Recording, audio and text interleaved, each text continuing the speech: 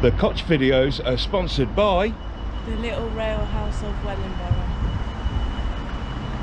Hello you beautiful lot, it's Purple And Leanne. Whee. And welcome to today's little video. Now I have a little bit of a story to tell. So I don't know if you remember, but I did a little video up in Cambridge Street of Wellingborough where we went up, I think it's called Cooper's Passage or something, and there was the Embassy Club at the back. So it caught fire last year, but a gentleman came through, Mr. Steve Cooper, and he says that his great-grandfather used to live up that alleyway with his family. And then he proceeded to show me this newspaper clipping, which basically states that his grandfather he came into a lot of debt problems, and because of the days and the times, it ended up with the family being put into a workhouse. So I don't know if you know what a Victorian workhouse is. Have you seen them before? It's the real bad, real demoralising places where they used to put poor people to try and get the fear of being poor put into them. So you lose everything. Anyway, what would happen is a family will get put in there, the children will go one way, mum will go one way and dad will go the other, and you won't see them again until your debt is paid. It's pretty bad. Anyway, it turns out that when the family got put into the workhouse, the gentleman stayed at Castle Ashby Station Hotel, which we did visit with Eddie. I'll link that up there as well. And anyway, he was found the next day, committed suicide, and it's quite hard. So of course I've been looking into the story of the workhouses and learnt what I've learnt, but there was one big question that was left. Which workhouse did they go into, I asked, and they said Wellingborough. Wellingborough? So I've had to do a bit of digging, and thank you to Robert Wharton of Wellingborough Museum. You filled in the blanks, and also they've shown me the inmate registers. I'll put the photo up for you, but these inmate registers, and it's got the list of every single name and every single entry that entered into Wellingborough Workhouse. So anyway, this place was built in 1836, and it turns out it's on the site of Wellingborough's hospital. So come with us now and we'll show you about. Let's go take a walk.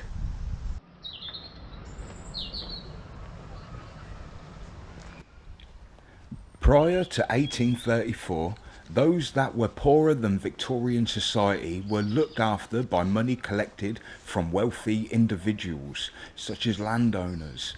These people would provide the money for both children and adults so they could get adequate clothing and food.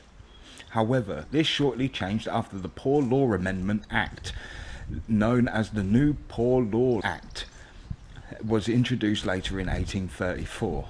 This cruel law was passed, and it ensured that no able-bodied person could get poor relief. And the idea was that poor people were meant to support and provide for themselves, but in turn this meant that a lot of people, including children, were left with no income to purchase basic food and clothing. Instead they were sent to workhouses, which were essentially large houses where they could earn their keep, basically making money by doing mundane jobs.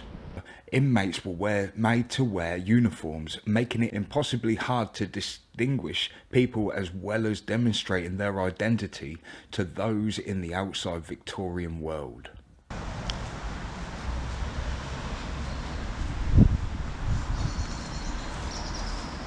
So this is it.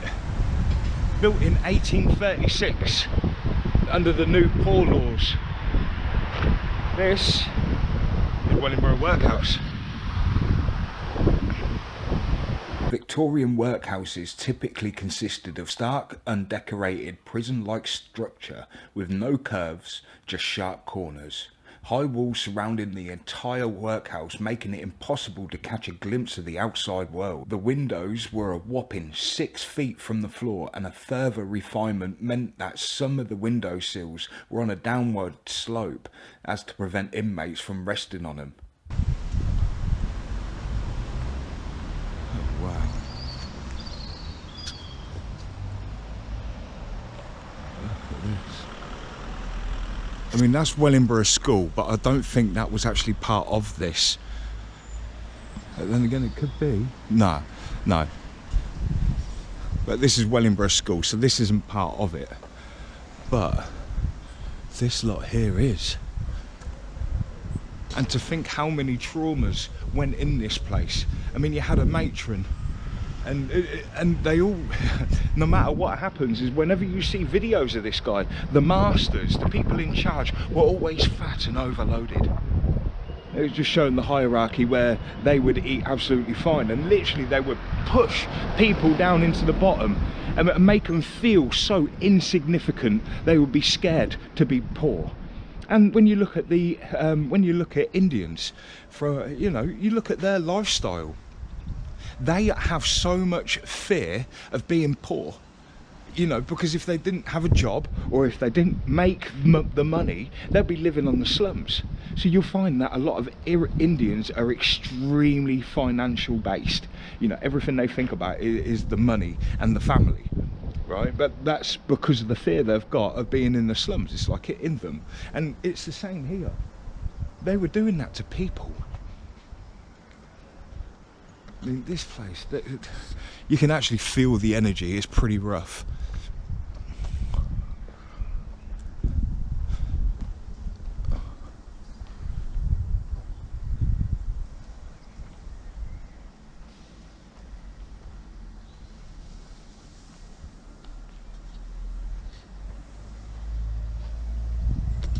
Crazy.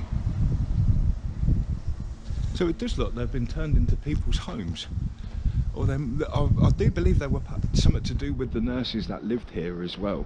So the nurses were on site to the hospital, but it had its own children's place as well, and I think that was on the other side of the road. I'm not entirely sure, but yeah, I think there was a children's workhouse over the road. Please correct me on that one, because I'm not entirely too sure on what I read. But yeah, now you've got this block here. Let's walk down. I mean, that's an extension, but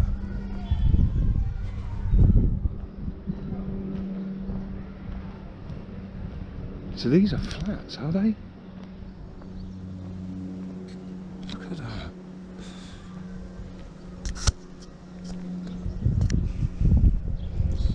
So this place was built in 1836, and then of course the NHS Act started up in 1946.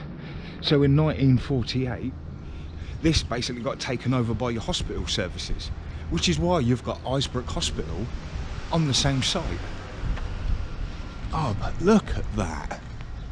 That's epic. That is as is, isn't it? Wow. And they did say it was in like a cross shape for the different wards, I suppose, exactly like what they've done with the Five Wells prison. It's funny how they've adopted these certain bits. I mean, that Victorian era was so mean and so take away your rights. If you're going to feel poor and you're going to ask for our help, and we're going to come in and we're going to make you feel so insignificant. This was our government back then. And they've adopted so many little bits to suit today's times. I mean, the fact that you've got a demonic workhouse where they used to send families, destroy souls, destroy people and their their inner demeanour. And now it's a hospital. That is very strange. I mean, it looks like there's a few later buildings down the back. Let's have a look. Yeah. Mad. Yeah, the hospital's just down there, and I don't want to film that. I'm not going to do that bit because it's a hospital. Don't really want to be filming there, do we? Anyway, let's have a quick look round.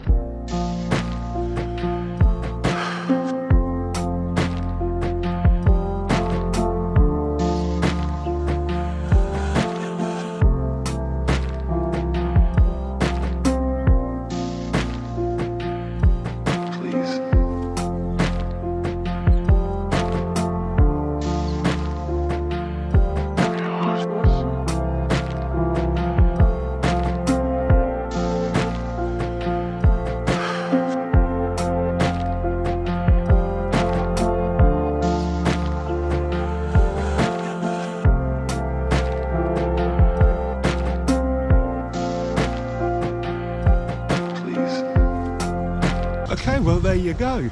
So big shout out to Steve Cooper, absolutely brilliant. I'm sorry it's taken so long to get it all right, but it's knowing all the bits, it's just taken me a little while just to get it all in line, so do excuse me. But yeah, big shout out to Steve Cooper, absolutely amazing. Just thank you for sharing your story and allowing me to share that one with the world as well. This is, I'll have to try and find a little bit of footage and show you how bad these places actually were. In fact, there is a video on YouTube. I think it was taken from a BBC documentary. I'll leave the link to that one in the description below for you, so you can kind of muster what this place actually was. And families were ripped apart. I mean, literally ripped apart. Just because you were poor.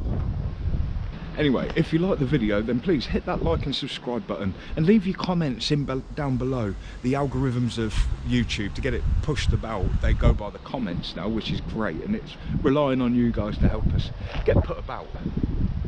So yeah, hit the thumbs up and then subscribe as well. It's all for free, maybe a couple of adverts, but that's supporting me. So if you don't mind supporting, thank you very much. If you'd like to make a donation as well, we'll leave the PayPal pool link in below. So with all that in mind, I'll see you again in the future. Peace, love and light. We're touching Northants Unity. See you again.